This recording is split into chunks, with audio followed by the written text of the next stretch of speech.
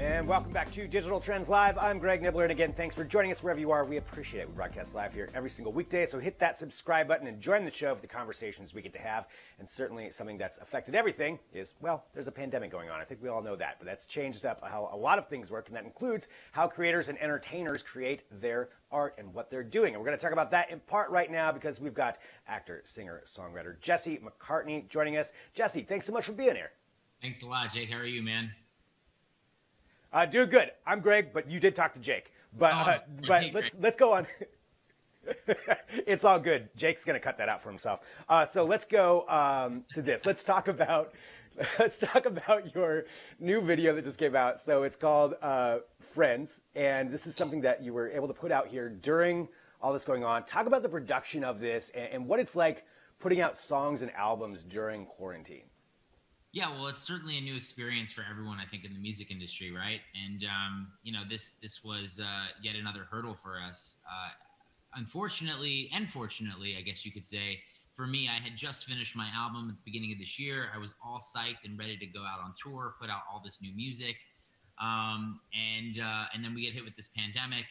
And so the idea is, like, how do you stay creative and you know, motivated to put out content and digital content in a time where you can't really assemble your stereotypical crew. You can't put together a film crew together in order to shoot a video. So I talked to my this director I've been working with named Nick Peterson. He had directed my previous video, and I'd always wanted to do something animated. And he said, you know, well, this is the perfect time. You know, no one's going anywhere. We are on lockdown.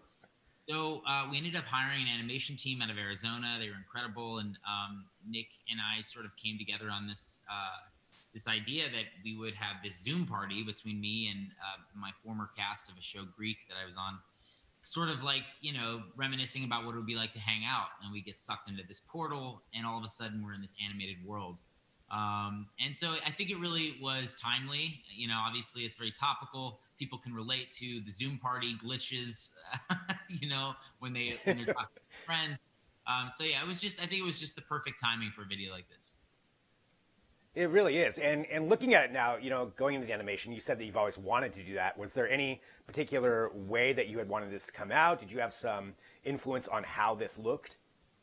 For sure. I mean, I think, as you can tell, it looks a lot like, you know, the Big Mouth sort of style of animation, which I'm a fan of. Love Nick Kroll. I love that style of animation and that 2D animation. And yeah, so, you know, I think that was, you know, a big going in. I think that was kind of like we're all on the same page with that.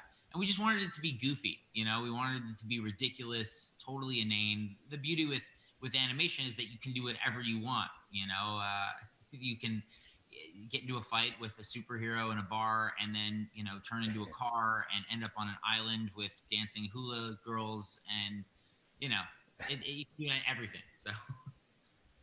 Yeah, I mean, and taking a look at it too, I mean, it's definitely got the Big Mouth feel to it. There also, it seems to be like a little bit of a video game feel to it almost as well. Was there any influence with that when it came down to it?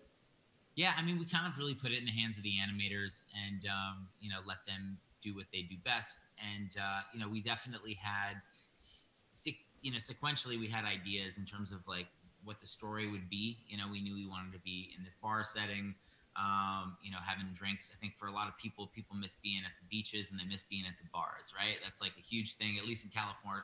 We Californians, that's how we feel. So we knew we wanted like an island setting and a bar setting.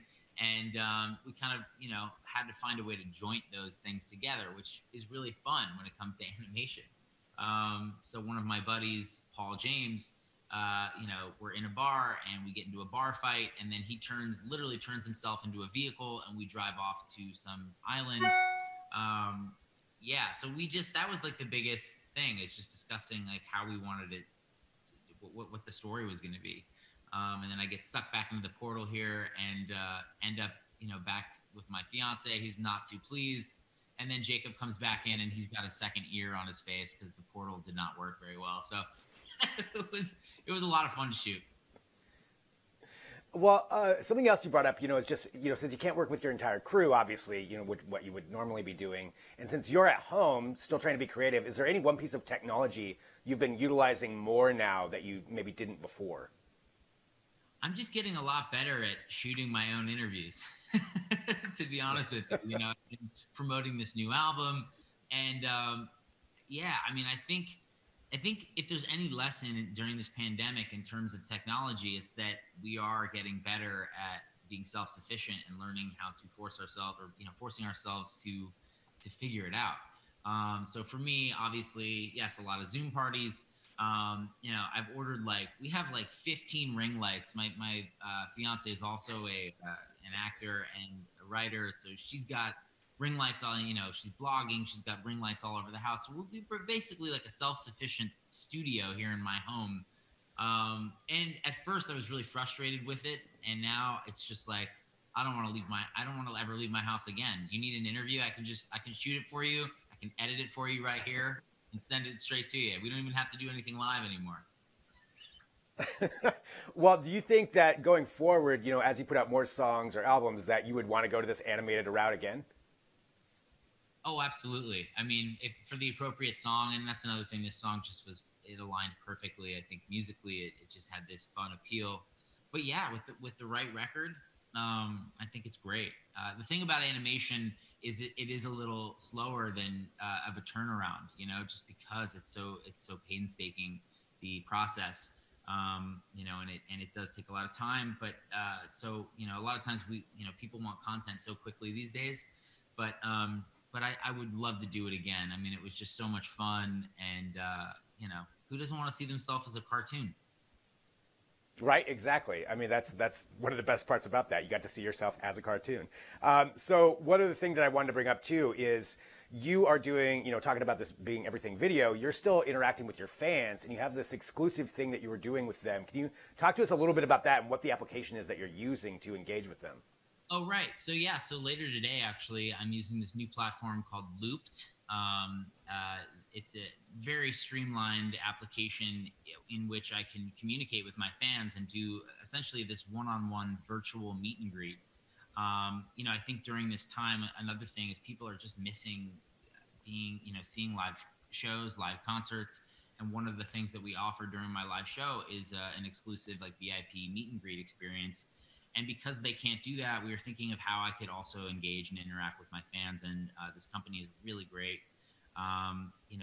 They we basically put on ticket sales like a few days ago, and we did like a small number just as a test run. They sold out in less than 24 hours.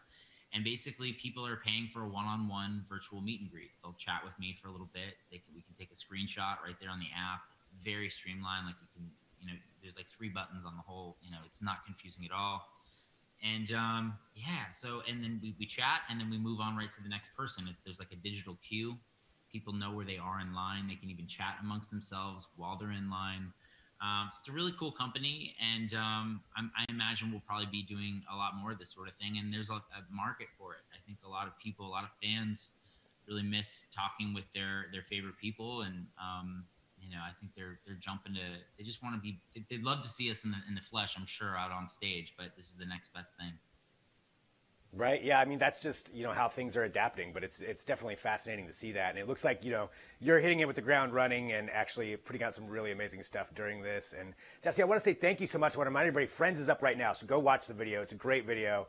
You get to see Jesse as a cartoon and your fellow castmates from Greek. So it's great stuff. And again, thank you so much for being here with us today. Anytime, Greg. Thank you so much, and I'll make sure to make sure that it's not Jake next time. Perfect. Jesse, thank you so much.